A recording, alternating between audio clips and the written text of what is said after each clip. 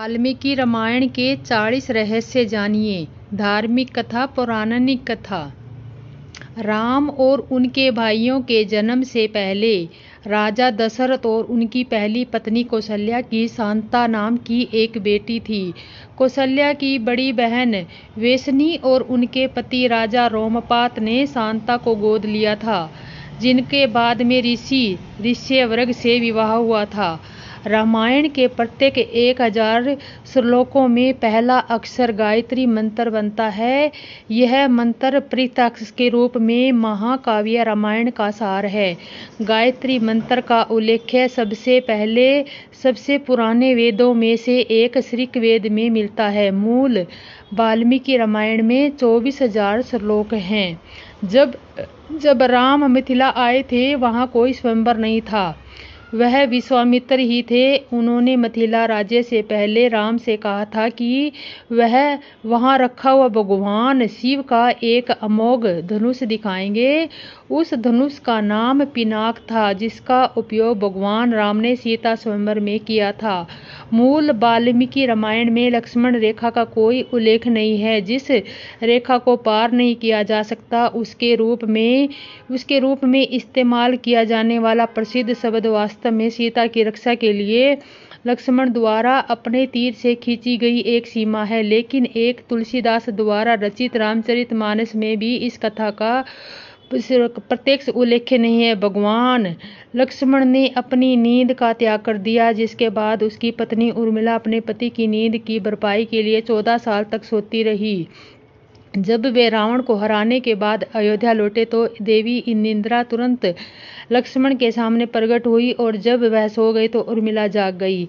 वाल्मीकि रामायण के अनुसार जब राम 25 वर्ष के थे, तब उन्हें वनवास मिला। वह अयोध्या लौटे और 39 वर्ष की आयु में उनका राज्य अभिषेक किया गया। राज्य अभिषेक के बाद 23 वर्ष और 6 महीने तक शासन करने के बाद जब वह लगभग 70 वर्ष के थे, तब राम राज्य छोड़ दिया।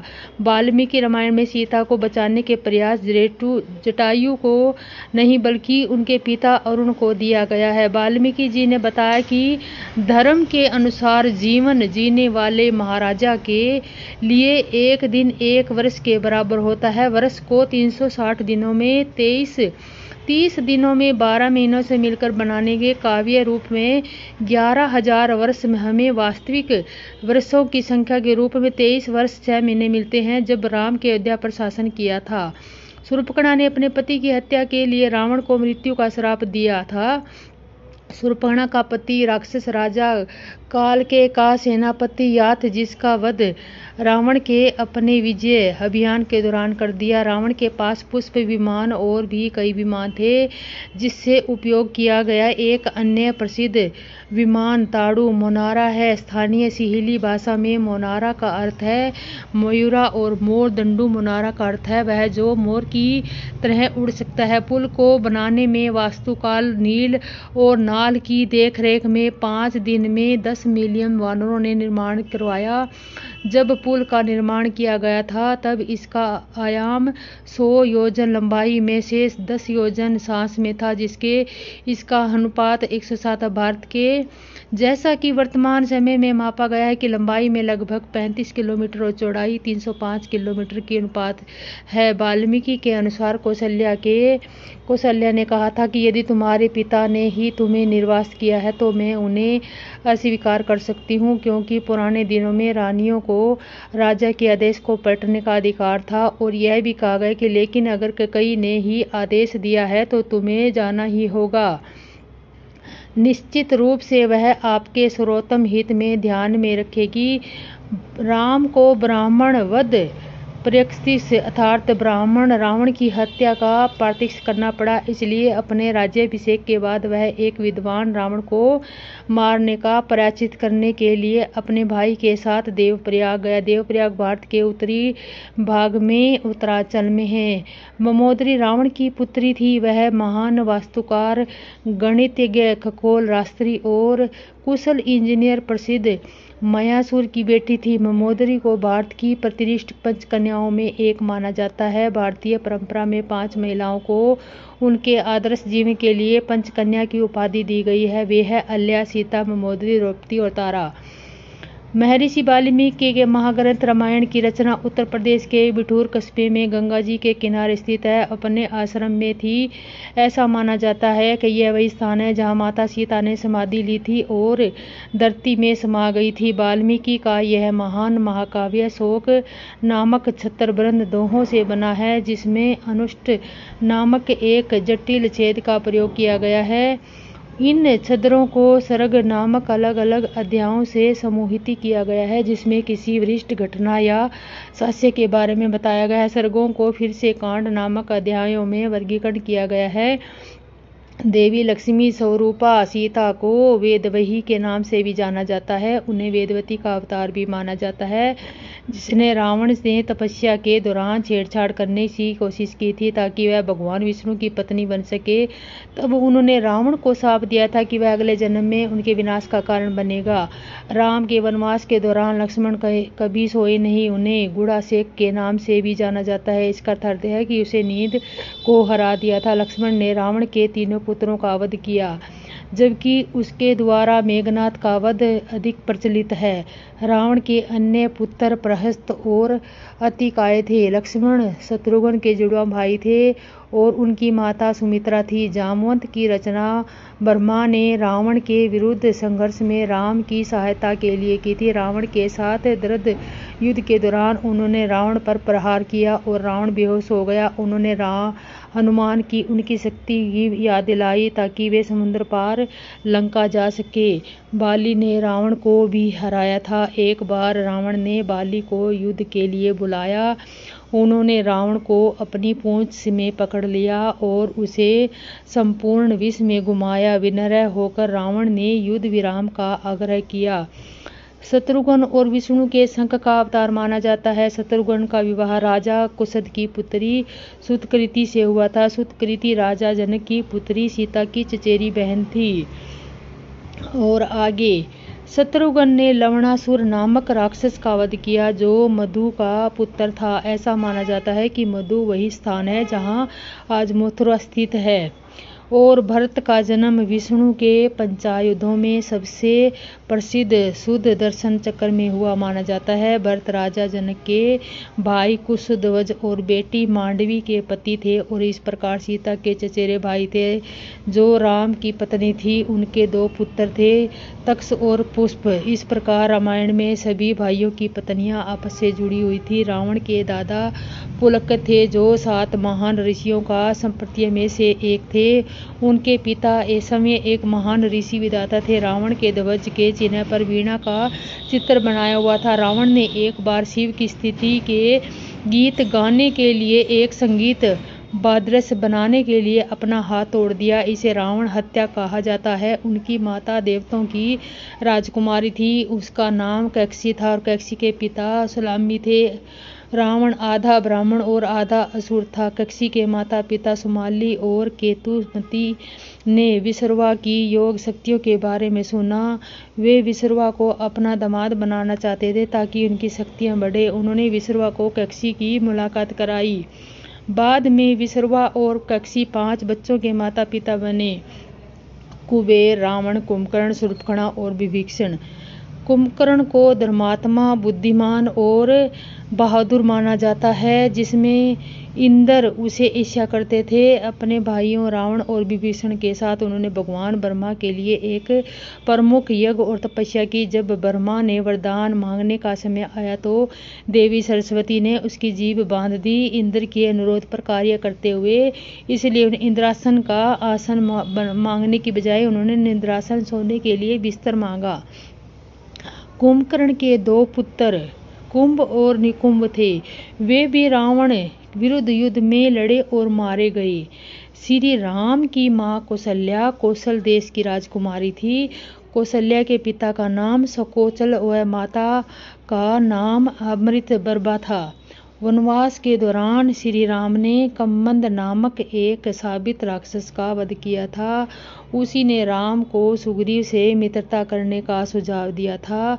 रावण जब विजय पर निकला तो उसका युद्ध अयोध्या के राजा अनकर्ण्य के साथ हुआ, जिसमें रावण विजयी रहा। राजा अनकर्ण्य वीरगति को प्राप्त हुए। उन्होंने मरते हुए शाप दिया था कि तेरी मृत्यु मेरे कुल के एक युवक द्वारा होगी। हनुमान का मकरध्वज नामक का एक पुत्र था, जो रावण के सौतेले भाई पातालोक के शासक अहिरावण का वफादार सैनिक था। जब हनुमान अहिरावण द्वारा अपहरण कर लिए गए तो राम और लक्ष्मण को बचाते हुए मकरध्वज हनुमान द्वंद्व युद्ध में हार गया। अहिरावण का वध हनुमान जी ने किया। फिर उन्होंने अपने पुत्र मकरध्वज को राजा बनाया और राम और लक्ष्मण के साथ चले गए। राम ने इंद्र से उसी सभी वानरों को जीवित करने का अनुरोध किया जिन्होंने युद्ध में अपनी जान गंवा दी, और वे सभी बहादुर थे, अपनी ऊर्जा साबित कर रहे थे और उन्होंने अपनी मृत्यु को ध्यान में नहीं रखा। उन्होंने कठिन प्रयास किए और मर गए। हे इंद्रदेव, उन्हें उनका जीवन लौटा दो। इसके बाद वे सभी वानर योद्धा मानो नींद से उठे और उनके सभी अंग घावों से पूरी तरह ठीक हो गए। सभी बंदर आश्चर्यचकित होकर एक दूसरे से कहने लगे, यह कौन सा चमत्कार है। रावण का मूल नाम दशग्रीव था, जिसका अर्थ है 10 सिर वाला। शिव ने अपने पैर के अंगूठे से पर्वत को नीचे दबा दिया, जिससे दशग्रीव का हाथ कुचल गया। दशग्रीव ने पीड़ा से जोर से चीख निकली, जिससे उसका नाम रावण पड़ गया, जिसका अर्थ है दहाड़ने वाला, चिल्लाने वाला। शक्तिशाली राम के अलावा रावण के 2 अन्य राजाओं से भी पराजित हुआ था। एक था वानर राजा बाली, दूसरा कार्तिकेय अर्जुन महीमस्ती का राजा, जिसे हजारों भुजाओं वाला भी कहा जाता है। वाल्मीकि रामायण के अनुसार रावण को अकपंत नामक के राक्षस ने राम के बारे में बताया था। वह उस युद्ध में जीवित बचा एकमात्र व्यक्ति था जिसने राम ने 48 मिनट में रावण के 14,000 राक्षसों को मार डाला, जिसमें उनके चचेरे भाई खैर और दूषण भी शामिल थे। राम और रावण के बीच में अंतिम युद्ध में रावण के सारथी ने देखा कि उसका राजा चल रहे हैं। युद्ध के कारण थक गया। अपने स्वामी को कुछ राहत देने के लिए उसने रथ को युद्ध के मैदान से दूर भगा दिया। रावण युद्ध से भागते हुए सारथी पर क्रोधित था, क्योंकि उसे कायर की तरह दिखाया था। सारथी ने शांति से कहा कि वह चाहता है कि लंका के स्वामी के प्रति अपनी वफादारी का आचरण देते हुए पूरी तरह से सक्रिय होकर कार्रवाई में वापस आने से पहले रावण स्वस्थ हो जाए। अपने सारथी के शब्दों के प्रभावित होकर रावण ने उसे एक जड़ित हस्त मुस्तिका भेंट दिया और युद्ध के दौरान वापस ले जाने का आदेश दिया। भगवान राम ने पृथ्वी पर अपने कर्तव्यों को पूरा करने के लिए बाद वैकुंठ लौटने की इच्छा व्यक्त की, लेकिन हनुमान ने मृत्यु के देवता राम से मिलने की अनुमति नहीं थी। हनुमान का ध्यान राम की अंगूठी लाने में लग गया, जिसे उन्होंने पाताल में फेंक दिया था। यम इस शर्त को आने के लिए सहमत हुए। उसके बीच में बात गोपनीय होनी चाहिए और जो भी कमरे में प्रवेश करेगा उसे मौत की सजा दी जानी चाहिए। इसलिए राम ने लक्ष्मण को कमरे की सुरक्षा का जिम्मा सौंपा, लेकिन ऋषि दुर्वासा राम से मिलने आए।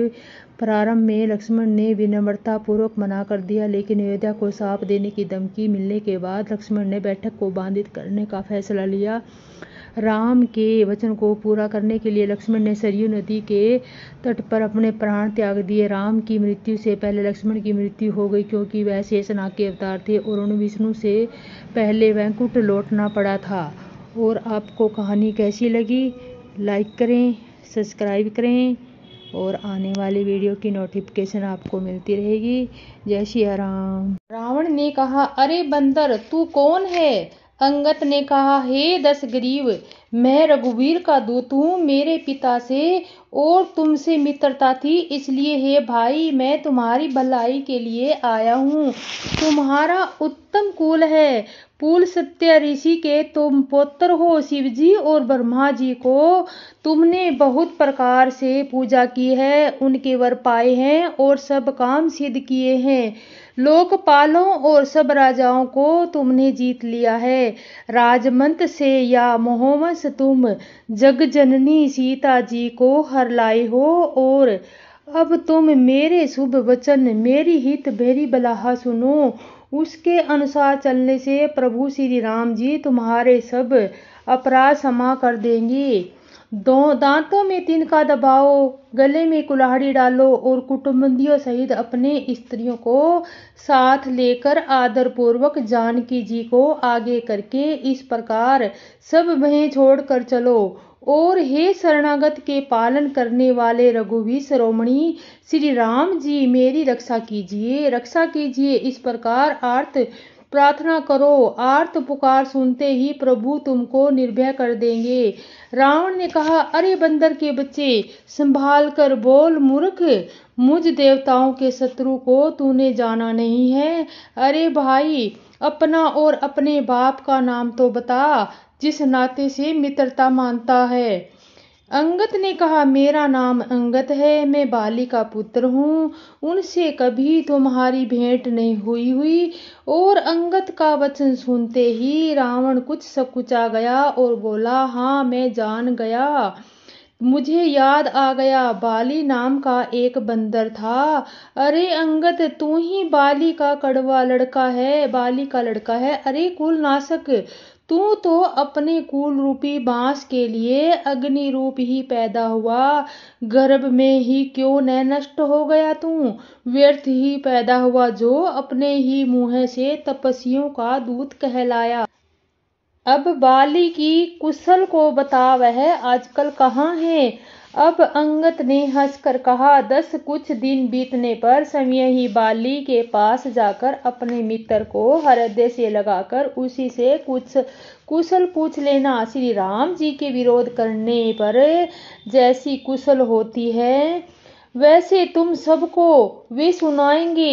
हे मूर्ख, सुन, वेद उसी के मन में पढ़ सकता है जिसके हृदय में श्री रघुवीर न हो। सच है, मैं तो कुल का नाश करने वाला हूँ। और हे रावण, तुम कुल के रक्षक हो। अंधे बहरे भी ऐसी बातें नहीं कहते। तुम्हारे तो 20 आंखों और 20 कान हैं। शिव, ब्रह्मा, देवता और मुनियों के समुदाय जिनके चरणों की सेवा करना चाहते हैं, उनका दूत होकर मैंने कुछ को डुबो दिया। अरे ऐसी बुद्धि होने पर भी तुम्हारा हृदय फट नहीं जाता। वानर अंगद की कठोर वाणी सुनकर रावण आंखें तरेसकर तिरछी करके बोला, अरे दुष्ट, मैं तेरे सब कठोर वचन इसलिए सह रहा हूँ कि तूने नीति और धर्म को जानता हूँ, उन्हीं की रक्षा कर रहा हूँ। अंगद ने कहा, तुम्हारी धर्मशीलता मैंने भी सुनी है। वह यह है कि तुमने पराई स्त्री की चोरी की है तथा दूत की रक्षा की बातें तो आंखों से देख ली। ऐसे धर्म के व्रत को धारण पालन करने वाले तुम डूबकर मर नहीं जाते। नाक कान से रहित बहन को देखकर तुमने धर्म विचार करके ही तो क्षमा कर दिया। तुम्हारी धर्मशीलता जग जाहिर है। मैं भी बड़ा भाग्यवान हूँ जो मैंने तुम्हारा दर्शन पाया। रावण ने कहा, हे अरे जड़ तू जातू वानर, व्यर्थ बक बक न कर। अरे मूर्ख, मेरी भुजाएं तो देख, ये सब लोकपालों के विशाल बलरूपी चंद्रमा को ग्रसने के लिए राहु है। अब तूने सुना ही होगा, आकाश रूपी तालाब में मेरी भुजाओं रूपी कमलों पर बरसकर शिव जी की सहित कैलाश हंसकर समान शोभा को प्राप्त हुआ था। अरे अंगद सुन, तेरी सेना को मैं बता, ऐसा कौन सा योद्धा है जो मुझसे भिड़ सकेगा। तेरा मालिक तो स्त्री के वियोग में बलहीन हो रहा है, उसका छोटा भाई उसी के दुख से दुखी और उदास है। तुम और सुग्रीव दोनों नदी तट के वृक्ष हो। मेरा छोटा भाई विभीषण वह भी बड़ा डरपोक है। मंत्री जामवंत बहुत बूढ़ा है। अब लड़ाई में क्या चढ़ उतर हो सकता है। नल नील तो शिल्प कर्म जानते हैं, वे लड़ना क्या जाने। हाँ, एक वानर जरूर महान बलवान है जो पहले आया था तथा जिसके लंका जलाई थी। वह वचन सुनते ही बाली पुत्र अंगद ने कहा, हे राक्षस राज, सच्ची बात कहो, क्या उस वानर ने सचमुच तुम्हारा नगर जला दिया है। रावण जैसे योद्धा का नगर एक छोटे से वानर ने जला दिया। ऐसे वचन सुनकर उन्हें सत्य कौन कहेगा। हे वानर, जिसको तुमने बहुत बड़ा योद्धा कहकर सराहा है, वह तो सुग्रीव का एक छोटा सा दौड़कर चलने वाला हरकारा है। वह बहुत चलता है, वीर नहीं है। उसको तो हमने केवल मात्र खबर लेने के लिए भेजा था। क्या सचमुच ही उस वानर ने प्रभु की आज्ञा पाए बिना भी तुम्हारा नगर जला डाला। मालूम होता है कि इसी डर से वह लौटकर सुग्रीव के पास नहीं गया और कहीं छिप रहा है। हे रावण, तुम अब सत्य ही कहते हो, मुझे सुनकर कुछ भी क्रोध नहीं है। सचमुच हमारी सेना में कोई भी ऐसा नहीं है जो तुमने लड़ने में शोभा पाए। प्रीति और बैर बराबरी वाले से ही करना चाहिए। नीति ऐसी ही है जैसी सिंह यदि मेंढकों को मारे तो क्या उसे कोई भला कहेगा। यद्यपि तुमने मारने में श्री राम जी को लगता है कि बड़ा दोष भी है, तथापि हे रावण सुनो, क्षत्रिय जाति का क्रोध बड़ा ही कठिन होता है। वृको रूपी धनुष से वचन रूपी बाण मारकर अंगद ने शत्रु का हृदय जला दिया। वीर रावण उन बाणों को मानो प्रत्यपुत्र ऋषि सड़ियों से निकाल रहा है। फिर रावण हंसकर बोला, बंदर में यह एक बड़ा गुण है जो कि उसे पालता है। उसका यह अनेक उपाय से भला करने में चेष्टा करता है। बंदर को धन्य है जो अपने मालिक के लिए लाज छोड़कर जहां तहां नाचता है। नाच कूद कर लोगों को रिझाकर मालिक का हित करता है और यह उसके धर्म की निपुणता है। हे अंगद, तेरी जाति स्वाभाविक है, फिर भला तू अपने मालिक के गुण कैसे न बखनाएगा। मैं गुणग्राहक गुणों का आदर करने वाला और परम सुजान समझदार हूँ। इसी से तेरी जली कटी बक बक कर कान ध्यान नहीं देता। अंगद ने कहा, तुम्हारी सच्ची गुणहरता तो मुझे हनुमान जी ने सुनाई थी। उसने अशोक वन को विध्वंस करके तुम्हारे पुत्र को मारकर नगर को जला दिया था। उसने तुम्हारा कुछ भी उपकार नहीं किया। तुम्हारा वही सुंदर स्वभाव विचार कर है। हे दशग्रीव, मैंने कुछ सृष्टा की है। हनुमान जी ने जो कुछ कहा था उसे आकर मैंने प्रत्यक्ष देख लिया और तुम्हें न लज्जा है, न क्रोध और न है चिढ़। रावण बोला, अरे वानर, जब तेरी ऐसी ही बुद्धि है तभी तो तू बाप को खा गया। ऐसा वचन सुनकर रावण हंसा। अंगद ने कहा, पिता को खाकर फिर तुमको भी खा डालता, परंतु अभी तुरंत कुछ और की ही बातें मेरे समझ के आ गई है। अरे नीच अभिमानी, बाली के निर्मल यश का पात्र कारण जानकर तुम्हें मैं नहीं मारता। रावण, यह तो बता कि जगत में कितने रावण हैं। मैंने जितने रावण अपने कानों से सुन रखे हैं उन्हें सुन। एक रावण तो बाली को जीतने पाताल में गया, तब बच्चों ने उसे गुड़साल में बांध रखा। बालक खेलते थे और मैं जाकर उसे मारते थे। बाली को दया लगी तब उसने उसे छुड़ा दिया। फिर एक रावण को सहबानु ने देखा और दौड़कर उसको एक विशेष प्रकार से विचित्र जंतु की तरह समझकर पकड़ लिया। तमाशे के लिए वह उसे घर ले गया। वह पुलकत मुनि ने जाकर उसे छुड़वाया। एक रावण की बात कहने में तो मुझे संकोच हो रहा है। वह बाली की काख में रहा था। इनमें से तुम कौन से रावण हो? खींचना छोड़कर सच सच बताओ। रावण ने कहा, अरे मूर्ख सुन, मैं वही बलवान रावण हूँ जिसकी भुजाओं की लीला करामत कैलाश पर्वत जानता है, जिसकी सुंदरता उपामती महादेव जो जानते हैं, जिन्हें अपने सिर रूपी पुष्प चढ़ा चढ़ाकर मैंने पूजा था। सिर रूपी कमलों को अपने हाथों में से उतार कर मैंने अनगिनत बार त्रिशूली शिव जी की पूजा की है। अरे मूर्ख, मेरी भुजाओं का पराक्रम दिक्पाल जानते हैं, जिनके हृदय में वह आज भी चुभ रहा है।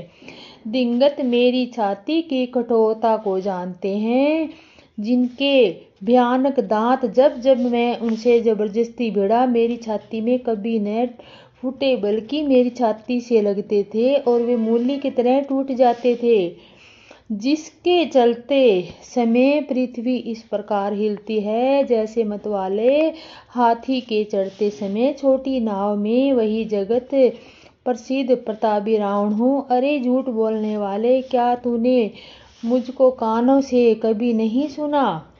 उस महान प्रतापी और जगत प्रसिद्ध रावण को मुझे तू छोटा कहता है और मनुष्य की प्रशंसा करता है। अरे दुष्ट, असभ्य, तुच्छ बंदर, अब तो मैंने तेरा ज्ञान जान लिया। रावण के वचन सुनकर अंगद क्रोध सहित वचन बोले, अरे नीच अभिमानी, संभाल कर सोच समझ कर बोल।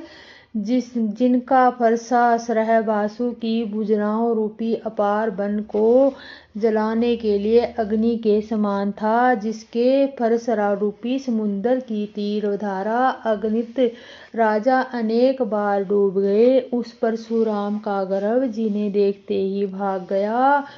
अरे अभागे दशा निंद वे मनुष्य क्यों कर रहे हैं? क्यों रे मूर्ख?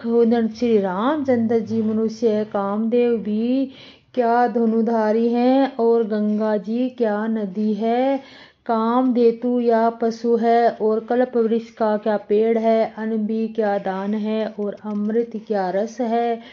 गरुड़ जी क्या पक्षी है? शेष जी क्या सर्प है? अरे रावण चिंतामणि में क्या पत्थर है?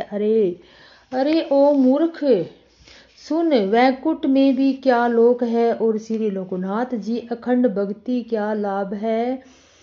सेना समेत तेरा मान मत कर, अशोक वन को उजाड़कर, नगर को जलाकर और तेरे पुत्र को मारकर जो लौट गए, क्यों रे दुष्ट हनुमान जी क्या वानर है? अरे रावण, चतुराई कपट छोड़कर सुन, कृपा के समुद्र श्री रघुनाथ जी का तू भजन क्यों नहीं करता? अरे दुष्ट, यदि तू श्री राम का बैरी हुआ तो तुझे ब्रह्मा और रुद्र भी नहीं बचा सकेंगे। हे मुंड, व्यर्थ गाल न मार, हींग न झांक, श्री राम जी के वैर करने पर तेरा क्या हाल होगा? तेरे सिर समूह श्री राम जी के बाण लगते ही वानरों के आगे पृथ्वी पर पड़ेंगे, और रीछ वानर तेरे उन गेंद के समान अनेक सिरों से चौगान खेलेंगे। जब श्री रघुनाथ जी युद्ध में कोप करेंगे और उनके अत्यंत तीक्ष्ण बहुत से बाण छूटेंगे, तब क्या तेरा ऐसा गाल चलेगा? ऐसा विचार कर उधार श्री राम जी को भज। अंगद के ये वचन सुनकर रावण बहुत अधिक जल उठा, जैसे जलती हुई प्रचंड अग्नि में घी पड़ गया हो। कुंभकर्ण ऐसा मेरा भाई है, इंद्र का शत्रु, सुपर्त मेघनाथ मेरा पुत्र है, और मेरा पराक्रम भी तूने सुना ही नहीं। मैंने संपूर्ण जड़ चेतन जगत को जात लिया है। रे दुष्ट वानरों की सहायता छोड़कर राम ने समुद्र बांध लिया, बस यही उसके प्रभुता है। समुद्र तो उसके पक्षी भी लाग जाते हैं, पर इसी से वे सभी शूरवीर नहीं हो जाते।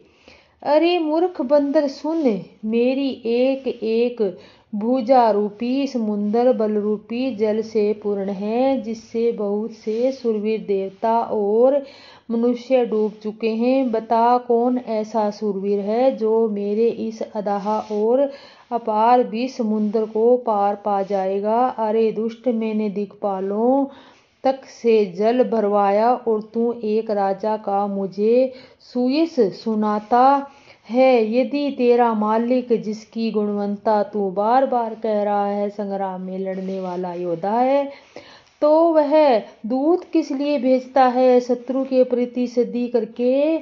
उसे लाज नहीं आती? पहले कलाश का मंथन करने वाली मेरी भुजाओं को देख, फिर अरे मूर्ख वानर, अपने मालिक की सराहना कर। रावण के समान शूरवीर कौन है, जिसने अपने हाथों से सिर काट काट कर बड़े हर्ष के साथ बहुत बार अग्नि में होम दिया? समय गौरपति शिवजी इस बात के साक्षी हैं। मस्तकों के जलते समय जब मैंने ललाटों पर लिखे हुए विधाता के अक्षर देखे, तब मनुष्य के हाथ में अपनी मृत्यु होना बाँचकर विधाता को वाणी लेखकों असत्य जानकर मैं हंसा। उस बात का मेरे मन में डर नहीं है, बूढ़े वर्मा ने भरम से लिख दिया है। अरे मूर्ख, तू लज्जा और मर्यादा छोड़कर मेरे आगे बार बार दूसरे वीर का बल कहता है। अंगद ने कहा, अरे रावण, तेरे समान लज्जावान जगत में कोई नहीं है। लज्जाशीलता तो मेरा सहज स्वभाव ही है। तू अपने मुँह से अपनी गुण कभी नहीं कहता। सिर काटने और कलाश उठाने की कथा चित्त में चढ़ी हुई थी, इससे तूने उसे 20 बार कहा। भुजाओं के बल को तूने हृदय से छिपा रखा है, जिसने तूने सहबासु बलि और बाली को जीता है। अरे मन बुद्धि सुन, अब बस कर, सिर काटने से भी क्या कोई शूरवीर हो जाता है? इंद्रजाल रचने वाले को वीर नहीं कहा जाता, यद्यपि वह अपने ही हाथों से अपना सारा शरीर काट डाल सकता है। अरे मंदबुद्धि, समझकर देख, पतंगे मोहवश आग में मरते हैं, गधों के झुंड बोझ लाद कर चलते हैं, पर इस कारण वे शूरवीर नहीं कहलाते।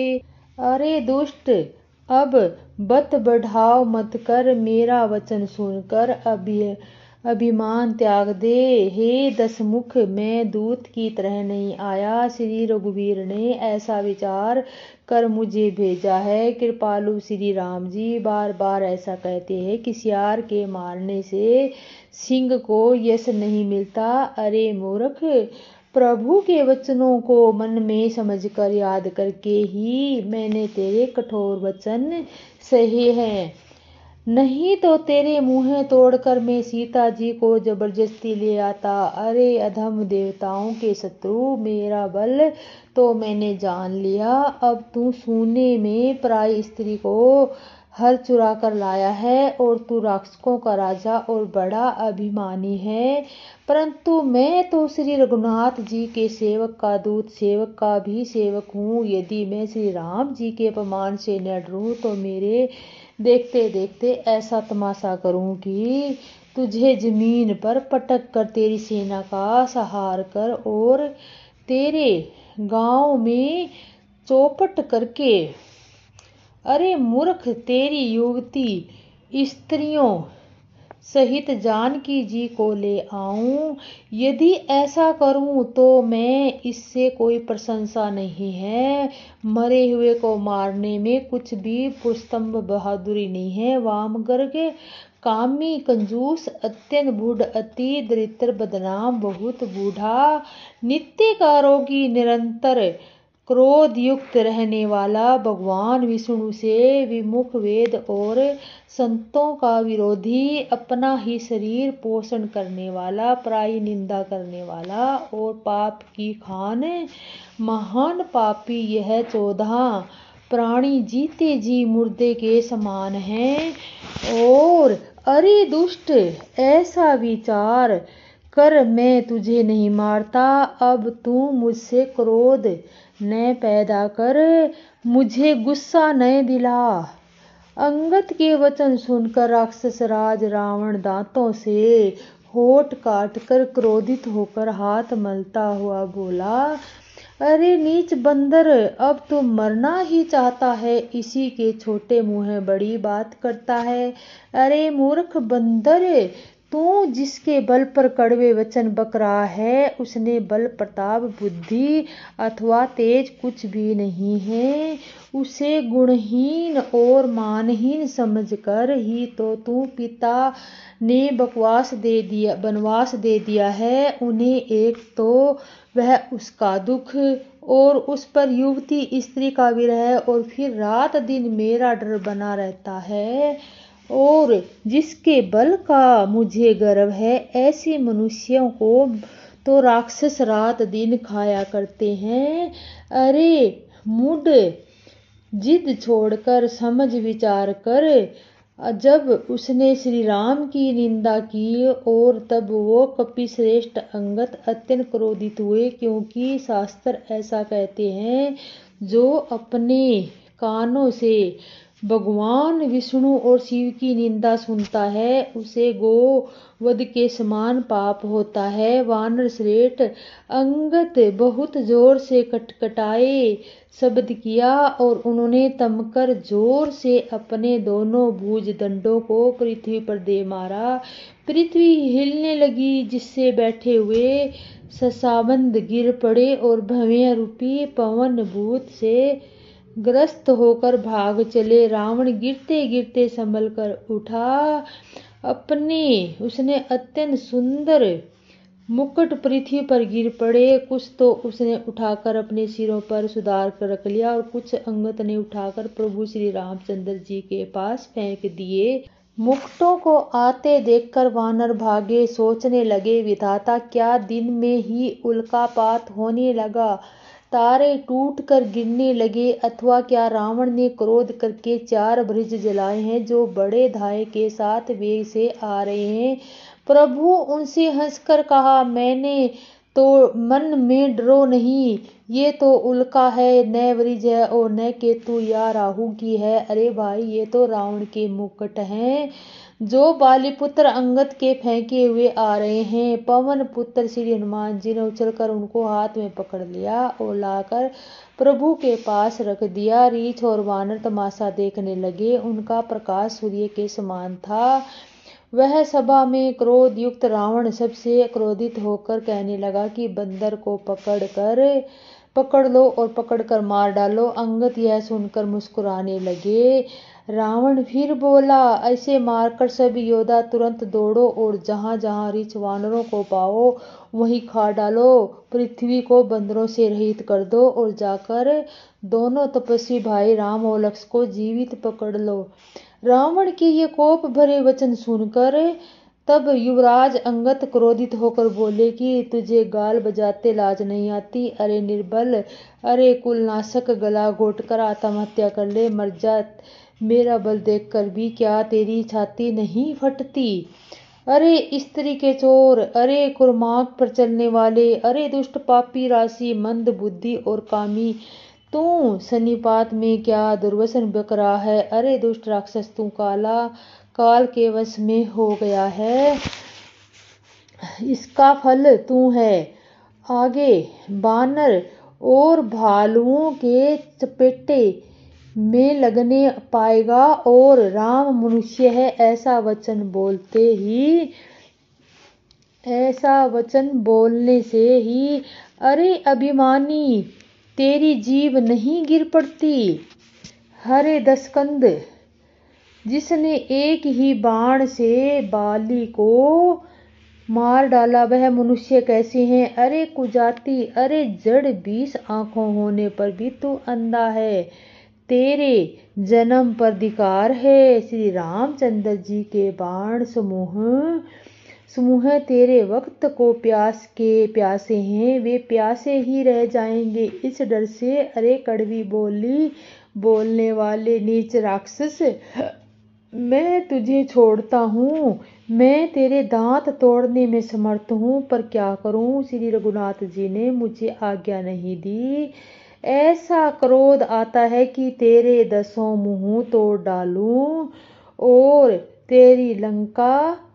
एक बार सुंदर फूल चुनकर श्री राम जी ने अपने हाथों से भांति भांति के गहने बनाए और सुंदर स्फटिक शिला पर बैठे हुए प्रभु ने आदर के साथ वे गहने सीता जी को पहनाए। देवराज इंद्र का मूर्ख पुत्र जयंत कोए का रूप धर के श्री रघुनाथ जी का बल देखना चाहता था।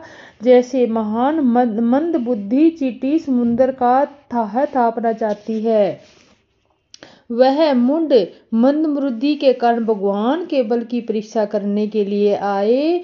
बना हुआ कौवा सीता जी के चरणों में चोंच मारकर भागा, वह रक्त बह चला। तब श्री रघुनाथ जी ने जाना और संतोष पर सिक सरकंडे का बाण स्थान किया। श्री रघुनाथ जी को बेहद ही कृपालु है और जिनका दीनों पर सदा प्रेम रहता है, उनसे भी उस अवगुणों के घर मूर्ख जयंत ने आकर छल किया।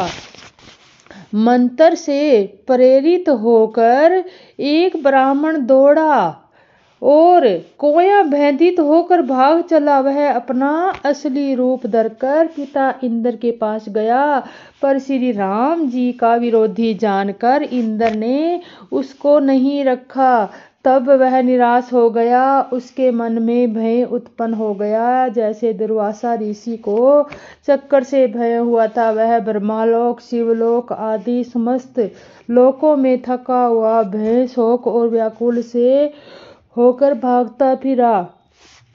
पर रखना तो दूर, किसी ने उसे बैठने तक के लिए नहीं कहा। श्री राम जी के द्रोह को कौन रख सकता है? काकसुरश्री जी कहते हैं, हे गरुड़ सुनिए, उसके लिए माता मृत्यु के समान, पिता यमराज के समान और अमृत विष के समान हो जाता है।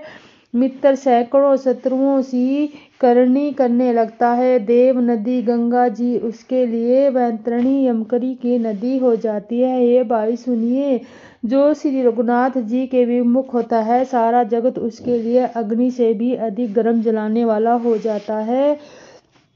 नारद जी ने जयंत को व्याकुल देखा और उन्हें दया आ गई, क्योंकि संतों का चित्त बड़ा कोमल होता है। उन्होंने उसे तुरंत श्री राम जी के पास भेज दिया। उसने जाकर पुकार कर कहा, हे शरणागत, हे हितकारी, मेरी रक्षा कीजिए।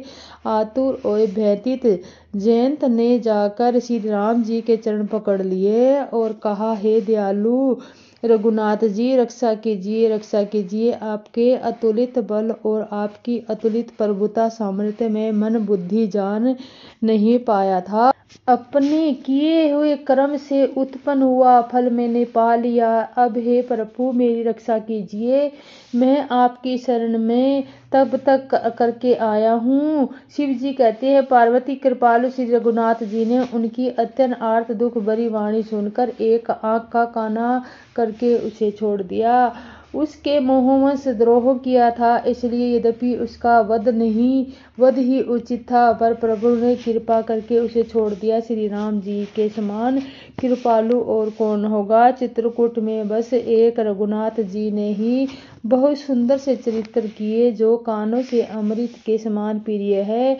फिर कुछ समय पश्चात श्री राम जी के मन में ऐसा अनुमान आया कि मुझे सब लोग जान गए हैं, इससे क्या बड़ी भीड़ हो जाएगी। इसलिए सब मुनियों ने विदा लेकर सीता को सहित दोनों भाई चले। जैसे जब प्रभु अत्रि जी के आश्रम में गए तो उनका आगमन सुनते ही महाप्रभु हर्षित हो गए, शरीर पुलकित हो गया। अत्रि जी उठकर दौड़े, उन्हें दौड़ आते देखकर श्री राम जी और शीघ्रता से चले आए। दंडवत करते हुए श्री राम जी को मुनि ने हृदय से लगा लिया और प्रेमा आंसुओं के जल से दोनों भाइयों को नहला दिया। श्री राम जी की छवि देखकर मुनि की आंखें शीतल हो गई। तब वे उनको आदर पूर्वक अपने आश्रम में ले आए। पूजन करके सुंदर वचन कहकर मुनि ने मूल और फूल दिए, जो प्रभु के मन को बहुत रुचे। प्रभु आसन पर विराजमान है। आंख भर कर उनकी शोभा देखकर परम प्रवीण मुनि श्रेष्ठ हाथ जोड़कर स्तुति करने लगे। हे भगत वत्सलक, हे कृपालु, हे कोमल स्वभाव वाले, मैं आपको नमस्कार करता हूँ।